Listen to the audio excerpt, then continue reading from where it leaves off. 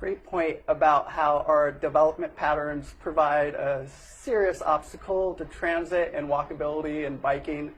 However, people love to go to places like Europe and Savannah and then come back here and be like, why is our community not fit these design standards? Why is it not walkable?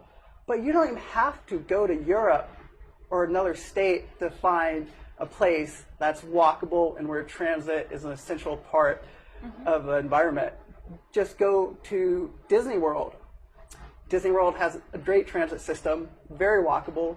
People love walking around Disney Springs. Disney would fall apart without its transit system. Imagine if the 40 million visitors that Disney gets every year tried to drive. It wouldn't be possible. They have a monorail system, they have buses with bus lanes, they have aerial trams. They have a complete multimodal transportation system that we really need to copy and provide the options for everyone to remove that stigma. But most of the stigma about riding the bus, taking transit, is because service is so poor that only poor people use it. Right. If service was good and provided a viable option to driving, that stigma would be eliminated. Look at Sunrail. There's not typically a Sunrail stigma like there is around riding Links, because Sunrail is fast and convenient. If we brought that ridership experience to Links, then more choice riders would ride it. So let's talk about our arch nemesis here, roads. You are educating me so much about mile per mile cost comparisons. Talk a little bit about how much it costs to build a road or add a lane in comparison to add another mile of rail or... Well, roads aren't so bad because buses use roads, but expanding roads is the only means as a solution to traffic is really ineffective. Yeah, great point. You want to talk about induced demand? Yeah. So induced demand is this really interesting concept that actually makes quite a lot of sense. And my friend hit on it the other day while we were talking about this without even realizing. But it's the idea that after a certain level of capacity, you add an extra lane. And it's that feeling, you know, where everybody likes driving on the open road until everybody likes driving on the open road.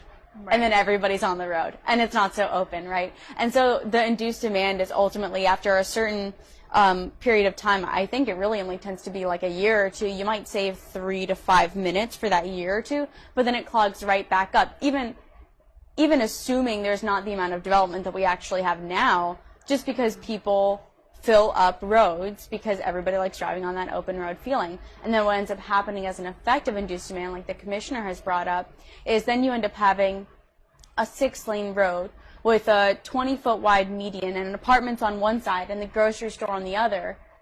And nobody's going to walk across that road in 30 seconds or even 1 minute, especially if they're not especially if they're disabled or young or elderly.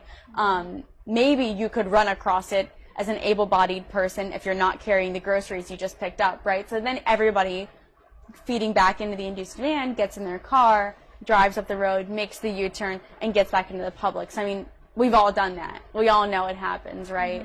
So that's induced demand.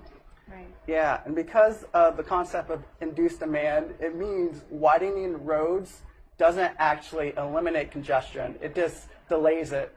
Exactly. To eliminate congestion and really get rid of traffic, the only way is by expanding public transit options, because transit is so much more space efficient. A bus can carry 30 people or 40 people compared to most cars, which can only carry 4 people, and most cars only have 1 person.